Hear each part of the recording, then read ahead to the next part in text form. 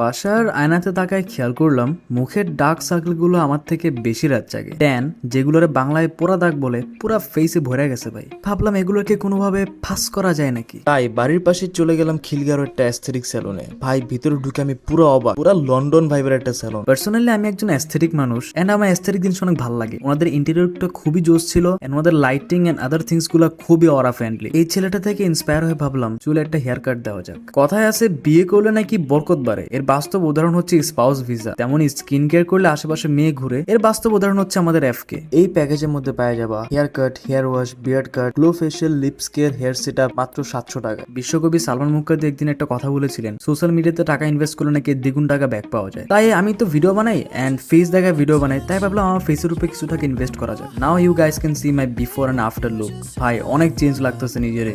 So তোমরা যদি নিজের লুক চেঞ্জ করতে চাও, you are welcome to men's urban cut hair salon. Thank you so much.